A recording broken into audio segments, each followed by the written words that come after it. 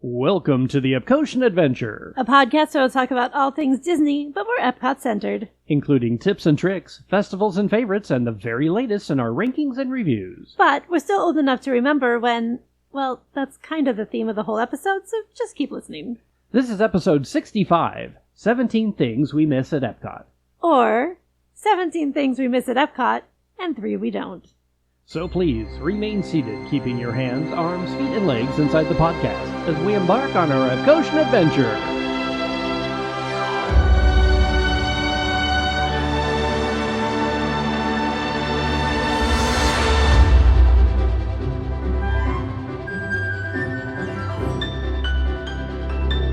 Howdy, folks, and welcome to episode 65 of the Epcotian Adventure. I'm Rod. And I'm Sue. And today we're going to do another one of these kind of just nostalgic trips down memory lane to things we miss about ye old Epcot.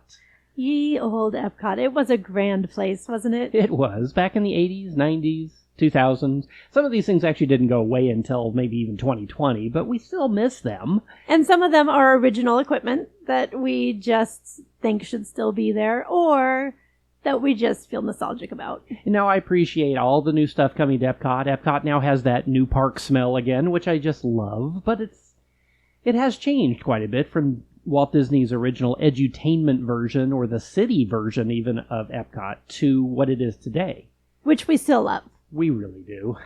It's still our happy place, so nothing at all against today's Epcot, but we do quite a bit of stuff about today's Epcot. So today we're just going to take a little glance in the rear view and talk about some things that we miss. Yep, a little trip down memory lane and all the roads of Epcot. So let's go ahead and jump into our 17 things that we miss about Epcot. And 3 that we don't. That's right. Yeah, because there's going to be, of course, some things that we were not sorry to see go away after all these years. Just want to point out, these are not ranked in any order. We just wrote these down as they kind of came to us. So, Sue, what's the first thing that we miss about Epcot? The very first thing that we miss about Epcot, we're going to go all the way back to the beginning and say Dreamfinder and the original Journey into Imagination. Now, I say all the way back to the beginning. It wasn't actually opening day, but opening season. And the original version of Journey into Imagination was epic. I think anybody today who says that they love Journey into Imagination or they love Figment, it's mostly nostalgia for that original version. Yeah, the original version was by far, it was the longest. It was a very long attraction compared to today's. It didn't have Eric Idle as the moon, which is just creepy, and didn't have a fart smell. It's a skunk. Or a skunk smell, burning coffee, whatever it is. We've said this over and over again, but it is so unnecessary. The first version was just, it was so sweet, and it was just so fun, and there was an innocence about it that was just so endearing. And the whole opening number, if you have a chance to listen, we can't play Disney music, of course, because we don't want to get shut down. But if you have, right.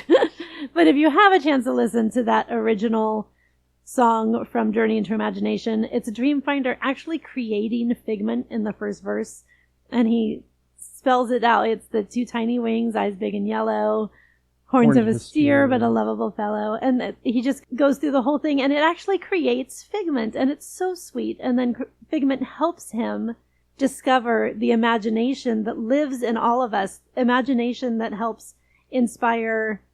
They talk about science, and they talk about music, and they talk about theater and writing, and the whole thing. Creativity, yeah. It's so wonderful. It's so, so wonderful. And the first version also had that really pretty, where everything was white, and then there were little touches of rainbow everywhere. And it was this whole room. It was very much inspired, like, by the closing scene of Small World, where everything is in that neutral palette, but you see little pops of color, and it was very much like that. And it was just so pretty, and we just miss it. So that is definitely number 1 on our list, even though these aren't ranked. These are not ranked. But that was the first thing that came to our minds when we were doing this. So take that for whatever you want to say. And Dreamfinder was a great character. Yes. Having Dreamfinder out with the, I don't want to say the puppet version of Figment, but Because it was a real Figment, right? Obviously. Right, of course. Yeah. But having Dreamfinder out as a character you could talk to with Figment there was one of the highlights of our first trip, I think, when we went back in For 83, sure. when it wasn't even a year old. Oh, it was just so good. Yeah, and Dreamfinder kind of got shafted in the whole He really remake. did. Yeah. Poor guy. I know. Well, the second thing on the list is the omnibus. Now, work with me on this. Yes, there actually was an omnibus that went around World Showcase Lagoon.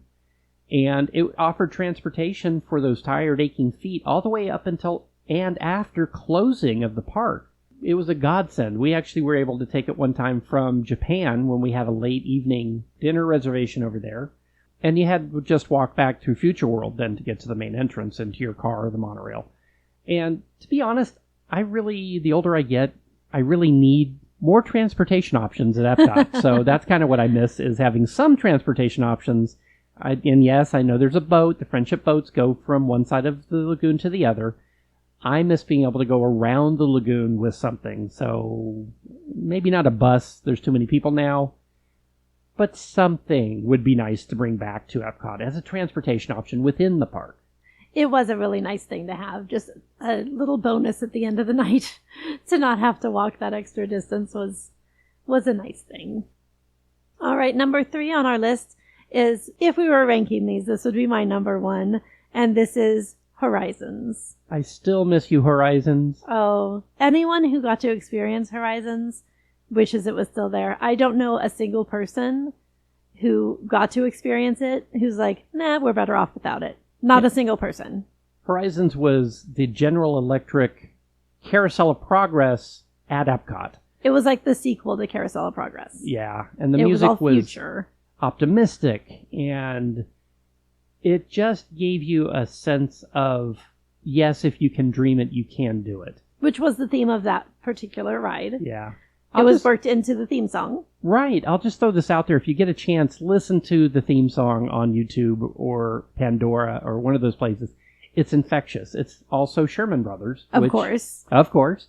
Just like Great Big Beautiful Tomorrow and Now is the Time from Carousel of Progress. But just like Carousel of Progress, it also followed a family and went through different seasons. So you would see part of the family was like the parents, and they would be in their futuristic house with the robot doing all of the chores, and he's playing some kind of futuristic piano type keyboard and all of the future things. And then you see that the daughter's gone off to the desert and she's raising crops in the desert because they have all of these tools now to be able to do that and to produce agriculture in a place that doesn't usually permit that. And then you see that another part of is it the sun has gone under the sea? I think it might be the sun that's under the sea. I don't remember now. But another part of the family has gone down under the water to where there's whole cities and housing and jobs and a whole life going on under the ocean. And then part of it we've gone to space, and there's a whole community living up there. And then there's this very futuristic thing where they talk to each other, but you can see them. Ooh. Okay, so back in the day, other things might need to be updated, kind of like the end of Carousel of Progress. Yeah, really exactly. needs an update. But back in the 80s, that was very futuristic. Yeah. That was crazy technology to think that you could talk to someone on the phone and look at them at the same time. I'm just going to point this out to any Imagineers listening. The footprint for Horizons is almost the same as the footprint for the old Wonders of Life Pavilion. The one that's just sitting there empty. Just going to say that, if we only had something to put into that pavilion. Mm-hmm. That still fit with World Discovery. Yeah, just remember, if you can dream it, you can do it. But the truth is, if we can dream it, we can do it. Everyone cross your fingers with us. Yeah. Well, the next thing that's on the list is Illuminations. I know that Epcot Forever and Luminous are both amazing fireworks shows.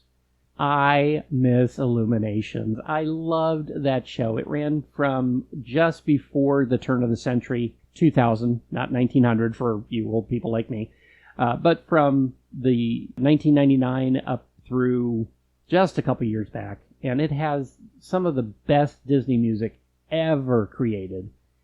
And I loved the pre-show music. There's a loop on YouTube I found that's the pre-show music from Illuminations. It runs for almost an hour, and I absolutely adore it. And it's world music. It has things like Cusco's, not Cusco from Emperor's New Groove. This story's about me, not him. Okay, you got it? All right, we're going to move ahead. Sorry to slow you down. But the band Cusco has a song that they play in there that I'm losing the name of now, but it's from the album A Permac 3. I know that for a fact because I had that album. And one of my favorite songs, Inca Dance, I think is what it's called. Just a beautiful song, but it's a soundtrack that just lives in my memory, and the fireworks themselves also were some of my favorites. Love what they've done with the new technology for Luminous. I'll just say it, but I miss Illuminations. And it was just a beautiful show for Epcot specifically because it did celebrate each of the nations and then coming together as one, which is sort of the theme of all the Epcot shows, but it just did it really, really well. And 2001, which, if you remember, was a very tumultuous year here in the U.S., and so that feeling of unity really came through with that show after the tragedy of 2001, so... That's a really good point. I hadn't thought of that.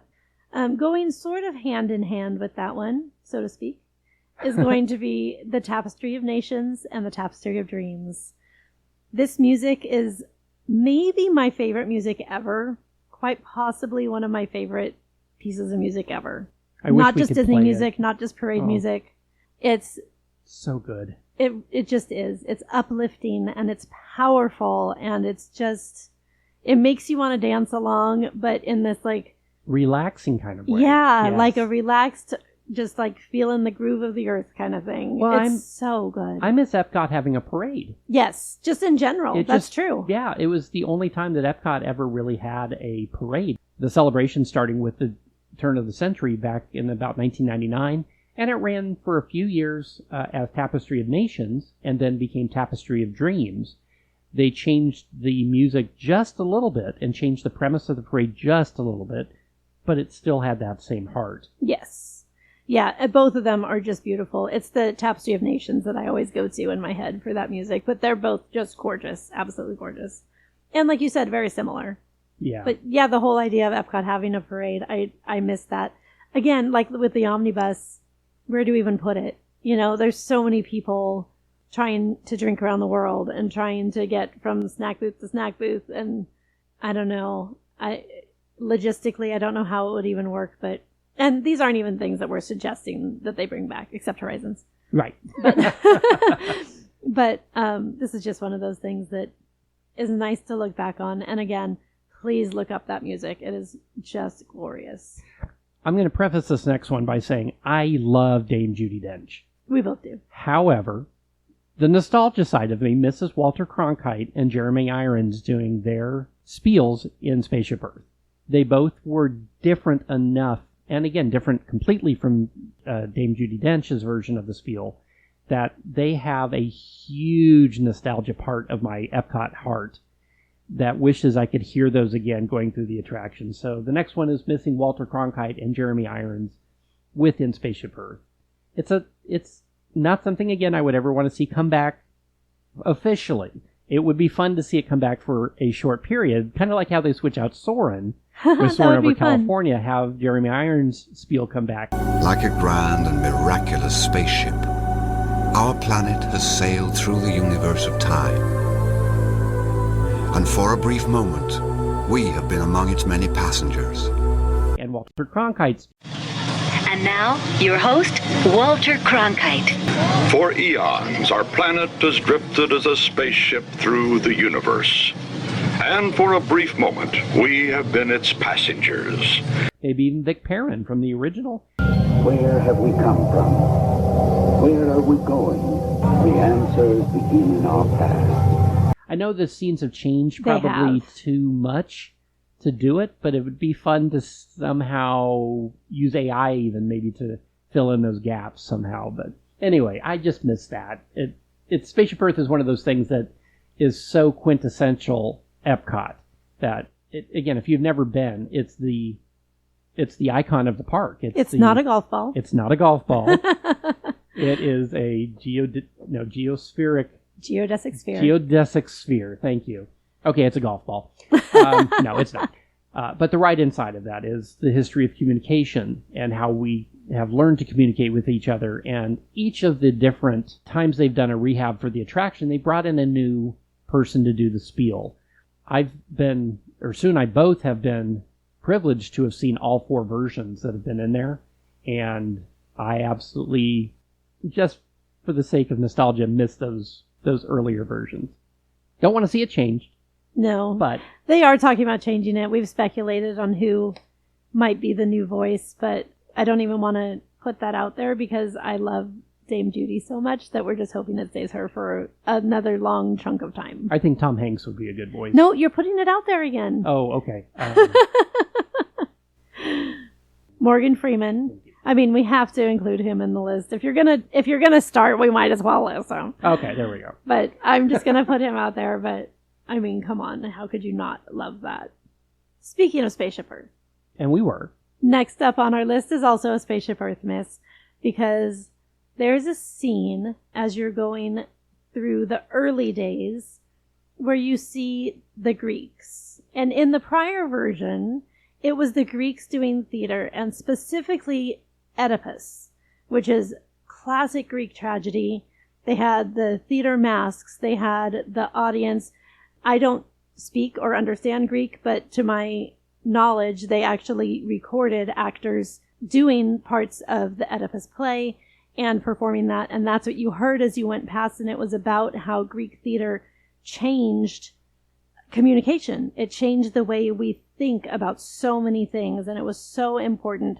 I majored in theater. I will step off my soapbox now and I won't go into a lecture about Greek theater, but it was hugely, hugely important to communication and to civilization in general.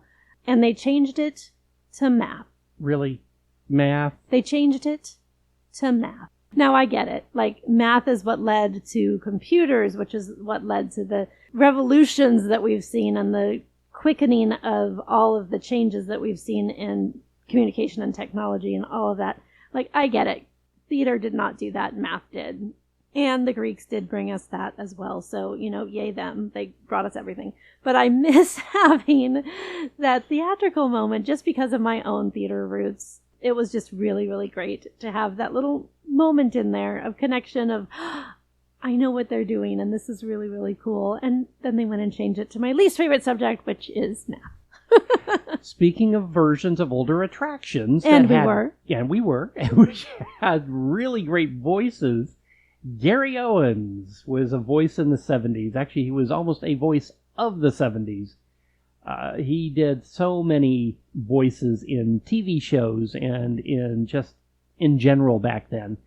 He was the voice of World of Motion. That's where Test Track is now. It was the original dark ride that we've talked about. It was so amazing you could go outside on a dark ride and then come back in. But there was just something so familiar and something so energizing about hearing Gary Owens talk about the history of travel and of motion in general. Ladies and gentlemen, General Motors now invites you to share the challenge of the future. I loved the original World of Motion, and I applaud Disney for bringing back elements of that in the new Test Track, Test Track closes in June, and will be reopening later with elements or at least nods to the original World of Motion. And we don't know what that means yet, but we're super excited to find out because we both loved this original attraction. And it was just a classic dark ride. Yeah, a big so one, nice. too. It was a very long one. It was such a fun attraction. It really was. And it had all the humor and just funny little bits that is what people always remember from that dark ride. Like the cop hiding behind the motorcycle cop hiding behind the billboard, and the cavemen blowing on their feet because all they had was walking. Like the little funny bits in there. The horse that wouldn't move, pulling the cart. Just those little bits. So fun. Just really good stuff. All right. Well, what's next? This was over at the Wonders of Life Pavilion, which we just mentioned, that has a similar footprint to Horizons. Hint, hint. It's between Energy and what's now Mission Space. It's that big golden dome that you kind of see hidden behind the trees. Yeah, you did have to walk up a little path to get to it, Yeah. so it hides itself well, but it could be put to use again. Anyway, there was an attraction within there, and it was sort of a show-based animatronic show, and it was called Cranium Command. It had Buzzy. Buzzy was so cool. He was the main character. It was like if you took Inside Out, yes, the movie, and made it an attraction. Yes, that is exactly it. Which is, they could do that. They could. I had never thought of that until just now when I said that. That's a really good point. They could take that same concept and turn it into an Inside Out. That would be theater really clever. attraction that same way. But rather than like all emotions, it was all like internal workings of your body. So it was you're figuring out how to make the eyes blink, and the little hypothalamus would come in and he would just go blink, blink, breathe, breathe, day in, day out, never a thank you, never a job well done. And then you'd have Hans and Franz with Dana Carvey and Kevin Nealon. Harvey Polly Coppin, left back for court. Right back for we are all and Colby. Yeah. So, like, it was all relevant at the time. Bobcat Goldthwait was the hypothalamus. He was no. That's the blink, blink, breathe, breathe. Oh, right. He was adrenaline, right? Adrenaline, yes. Yeah, that's right. or the nervous system or something like that. Adrenaline's reporting, Captain. Ready to freak out any second. So he would come in. He was freaking out, and then George Wendt was the stomach. Stomach reporting, Captain. Running on empty down here. Supposed to get tossed down some of those cold pizza crusts from last night. Yeah. But it was cute and it was clever, and you actually learned something as you went through. So I would never have known what a hypothalamus was or what it did. Well, and it starts with a pre-show where there's an animated character called General Knowledge that is trying to tell you what the show's about to be. And he pops in during the show to kind of push Buzzy along throughout the show. It's really funny. Matter of fact, there's a scene where he keeps saying, hey, do you want to end up in this chicken? Yeah, that's the threat, is Buzzy gets to pilot a human child, 13 or 12, 13, tween age. Yeah. And he keeps threatening him with putting him in a chicken instead if he fails, so... You're just begging to pilot this chicken, aren't you, boy? Yes, sir. I know, sir. I'm more to you, Snooky. It's just a really cute show, and it was short, and it was fun. It was a good time. I miss the fountain show. There was a huge fountain in Communicore Plaza. If you remember back even just a few years, you remember the fountain. Over the years, they've had stage shows there. They've had just fountain and light shows. One of the things, though, that I really miss was a song that went along with the fountains. It was Standing in Motion by Yanni. Okay, stop laughing. Yes, I'm not a Yanni fan. As a matter of fact, when I first heard this music, I didn't know who wrote it. The internet didn't exist at the time, so it was hard for me to find out. Well, I found out later on it was a song called Standing in Motion, and it is maybe the most recognizable song from the Fountain Show. For sure. I've actually heard it within other Disney music groupings, like on Pandora and in other places, YouTube, for instance. For a long time, I thought it was written for Disney. Like, I just assumed it was a Disney song because it sounds so Epcotian. It does. That's the thing, is I attribute that song and that style of music now with Epcot. It sounds like an Epcotian ballad almost. Yeah, that's a great way to put it. It's from Live at the Acropolis, so it was actually a live recording that they did. And it's just beautiful, but it's powerful and it's optimistic and it's very, very Epcot. And I miss that. And it went so well with the fountain and the water movement and the lights and the whole thing that they did, which Disney does so well anyway. Yeah, that's true. That's true. And it really is what Illuminations is why I miss that as well, because the music went so well with what you're watching. I am going to go a little farther into World Showcase now, and I'm going to say next up on my list is I miss O Canada. And this is one of those things. I thought Canada was still there. See, Far and and it Wide? is. Really? Canada Far and Wide is there. That's a thing. It's a movie that you can see at Epcot. Here's the thing. Oh, Canada it's the same thing. Like it's circle vision. You're standing. You're leaning against the rails. You're watching the movie 360 all around you. But O Canada starred Martin Short. I think that these good people deserve to hear from someone who knows the true Canada. Someone who loves Canada, who grew up there. Is Celine Dion here? No, Celine Dion is not here. I'm referring to myself, Martin Short. Now, Martin Short if you're not like hugely familiar with his body of work, which I mean everybody is, because he's still relevant today. Oh, yeah. Because Only Murders in the Building, hello, Exactly. one of the best shows ever. And Three Amigos. Three Amigos is always relevant. Oh, and Father of the Bride. Oh my gosh, so funny. But he's just one of those classic people who doesn't go out of style. I'm gonna just say that because he's brilliant in the things that they're doing literally now with Only Murders in the Building. Martin Short is Canadian. He was perfect for this. It was funny and it was charming, and you got to see gorgeous scenery of Canada. So you still see beautiful Canada scenery in Canada Far and Wide, which is the newer version. It's hosted by Catherine O'Hara and Eugene Levy, who you never see in the film. Would be hysterical. They're two of the funniest people on the planet. Well, and they're from SCTV, the same as Martin Short. Right.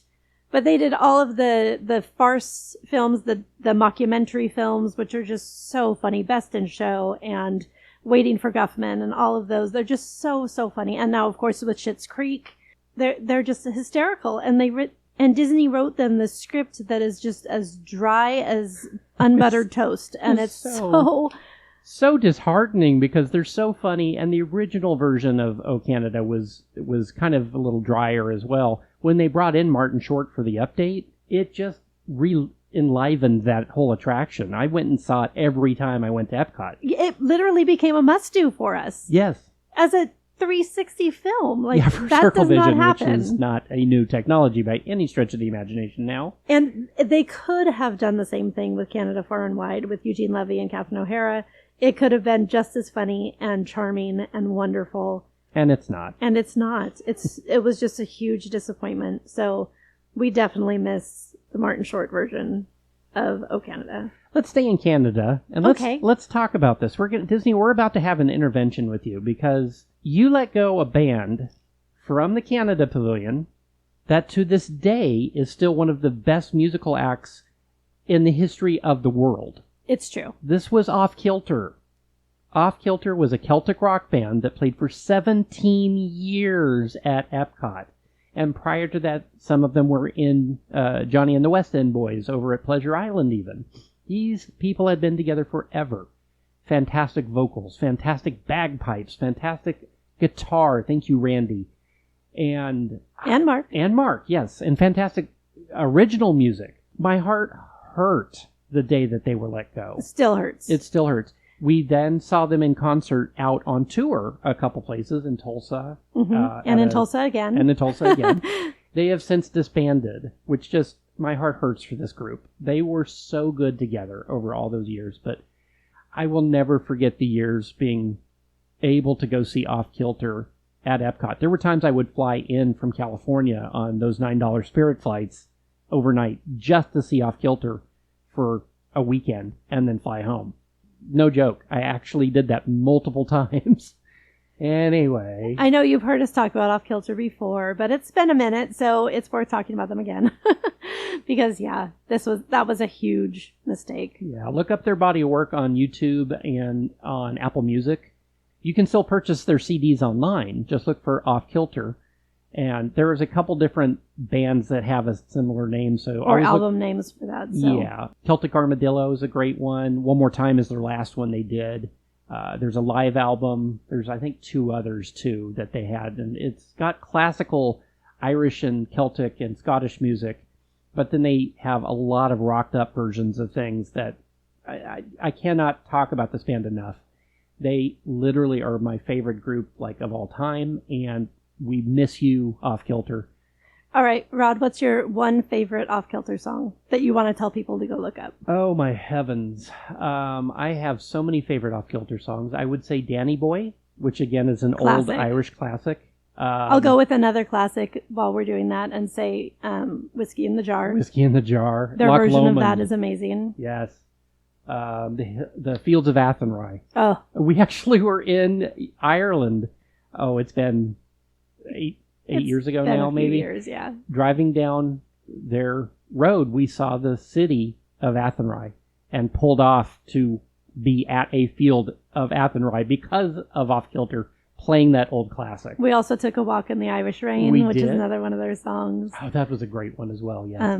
I'm gonna say my favorite is Right, All Right. That's one of the ones that they wrote. I thought it was too. It's not. Oh, I thought that was a one they wrote. But their version of that song and of Life is a Highway is good. a fantastic one.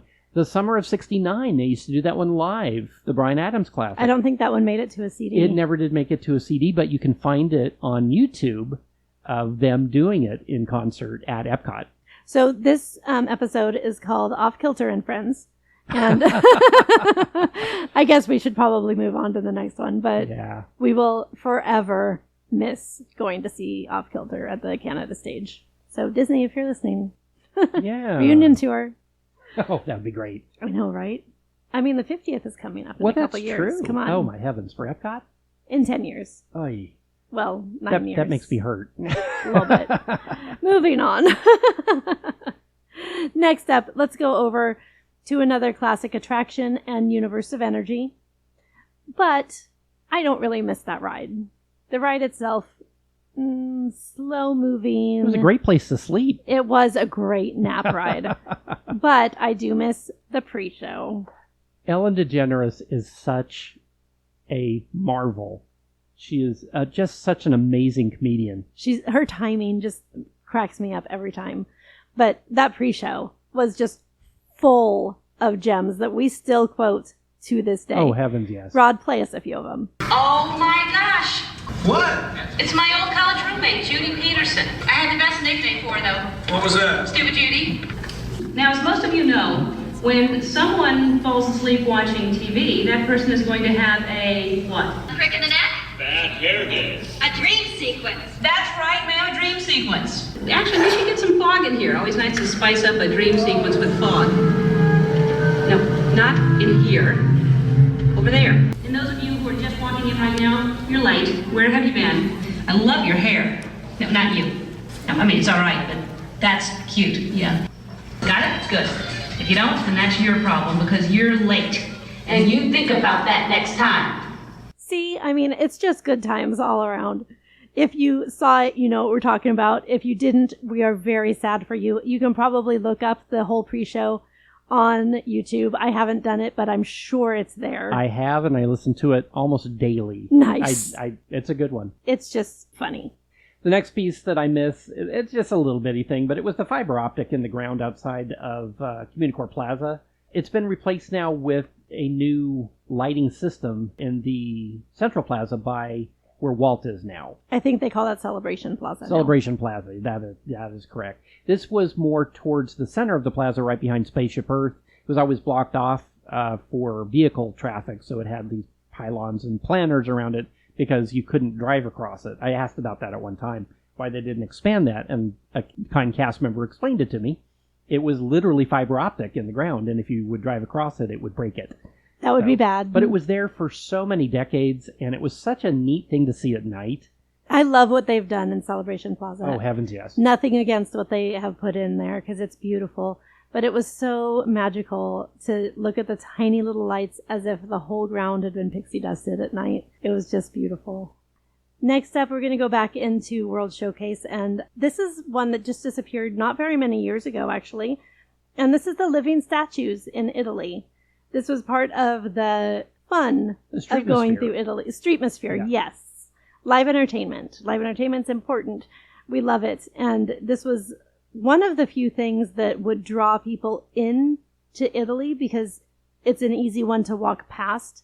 You have to sort of go in further into the country to see it. Well, and there's no attraction back there to have people go back to. Yeah. Exactly. So this was one of those fun things that would draw people in. And they were so good. They would just stand as statues, and they were painted and costumed as statues, and then they would move. And I'm sure you've seen this, like, New York has people who do this on the street, and, you know, other theme parks I'm sure have this, but the ones that were in Italy just were so perfectly designed to fit into that atmosphere, and they were just really good at it. So it was just a really fun thing to watch. I didn't enjoy participating. I didn't like being caught by them.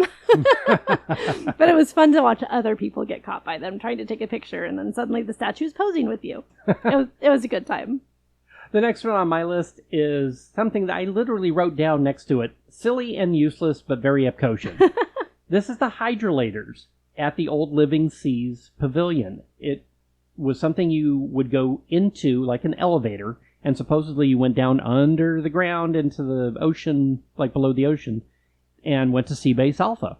And then as you exited where the store is right now, there were hydrolators to go out. Well, they never really went anywhere. They just, the ground shook a little bit and you had sound and motion. And there were lights that went up and down. That is true, yes. Yeah, if you've ever been to Disney Seas, the queue for Journey to the Center of the Earth has something very similar to this, where it's just something to get you into the mood for the attraction. The reason I miss it is because that is what the original edutainment portion of Epcot was. It was elements of the show that were not only educational, but brought the show into light. That really started the show for you. And it really just was so dumb, but I looked forward to doing that every time I went to Epcot. And then, of course, those are long gone now, since it's now the Seas with Nemo and Friends. There's no need for it now, because the original attraction had a wait to get into a film, and then you would go on the hydrolators and take the sea cabs, which were what's now the ride, basically, for Nemo. And it was a much shorter version, as I recall, too, back then. I think it was, yeah. It seems like it was a lot shorter. And that was the entire attraction besides the actual Sea Base Alpha, which is the aquarium itself. So, again, silly and useless, but I miss that. I miss silly and useless. That's a lot of what Epcot started out as, had that little just kind of whimsical touch to it. But it was part of the show, like you were saying. Like, it wasn't... It was useless, but it wasn't useless for the show element. That's very true. Yeah, it told the story well. So well that somebody supposedly tried to sue that they went down so far underground that their ears popped, and they tried to sue. This goes back to the Myths and Legends episode we did for April 1st, and I don't know that this is a real thing, but I just love the story. It's a good story. Next up on our list, and actually the last of the 17 on our list, is going to be Maelstrom. Now, this was the ride in Norway. Very, very similar in nature to what's there now, which is Frozen Ever After. Except it told the mystery and history and mythology of Norway. Yeah, the trolls. Specifically the trolls. Yeah, I love them. Not the ones from Universal Studios. Not those trolls. No, and not the trolls that are the rock trolls, which are still in the Norway ride. That's true. There are still trolls in there, yeah. These trolls would stand at the end, right now where Elsa stands and sings Let It Go. These trolls would stand there and say, "You disappear! Disappear! Disappear! Back! Over the pond!" And it was open behind you, open air. So you would see the boat come partway over as if it was going to go over the waterfall right there. And then they would pull you back. Using the magic, they would pull you back so you didn't go over the falls. So, good times. Yeah, and you can still see one of the big trolls in the store right at the exit of the attraction for Frozen. But I just miss the trolls. And going up the lift and hearing, "You are not the first to ask this name, nor shall you be the last." Yeah, I miss that. I miss that too. That was awesome. We do love Frozen, though. We're not those people who don't like the new thing because we love the old thing. We love both things. Yes, I wish both things still existed, but they don't.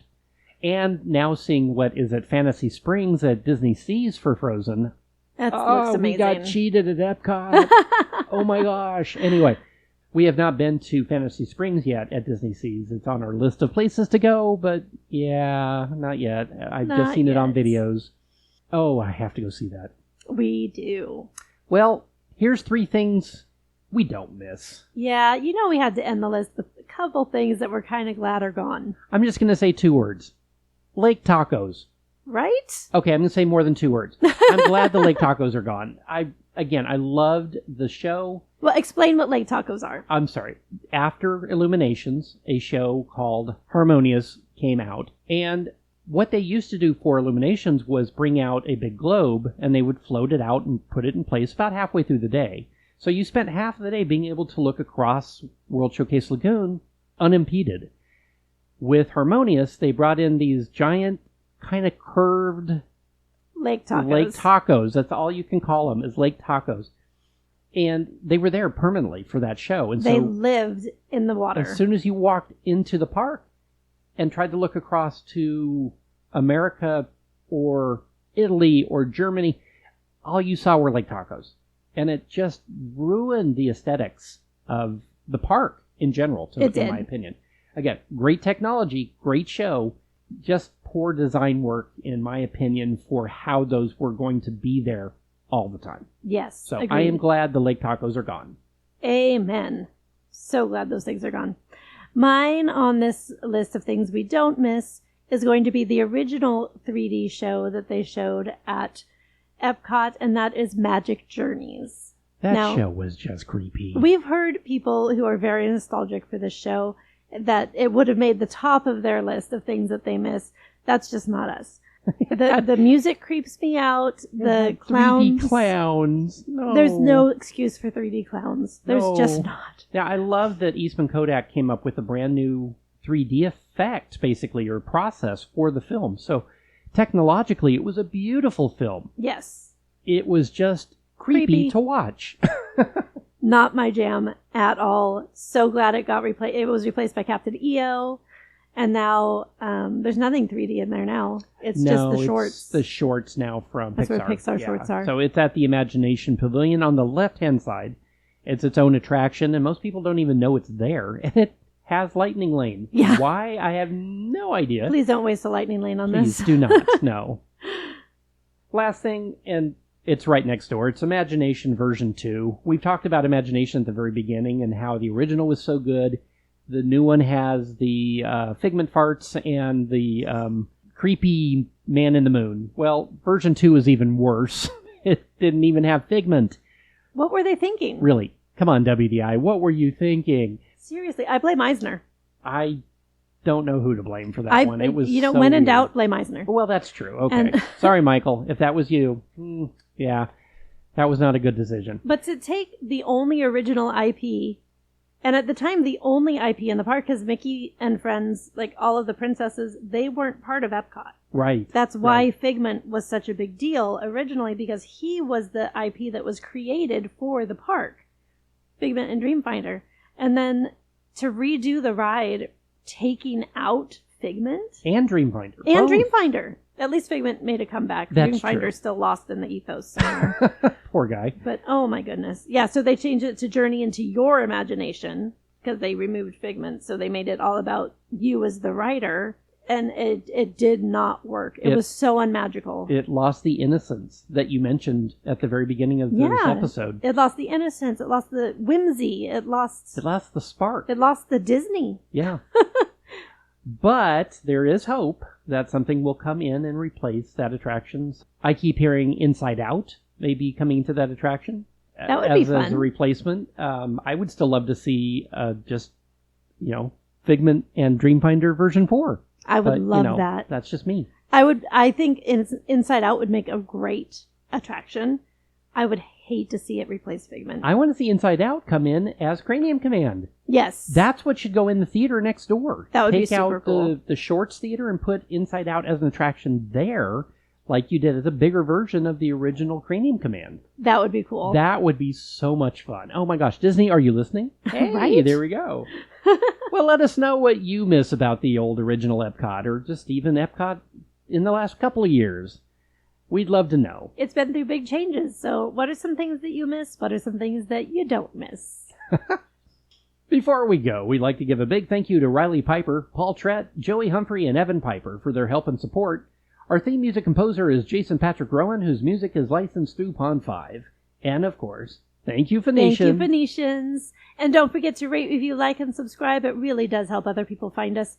You can find us on social media on Instagram, Facebook, and YouTube, and wherever you listen to podcasts. The Epcotian Adventure is a $1,000 brunch production and a proud gold member of D23. Thanks for joining us today for episode 65 of the Epcotian Adventure. I'm Rod. And I'm Sue. And we'll see you live. Bye.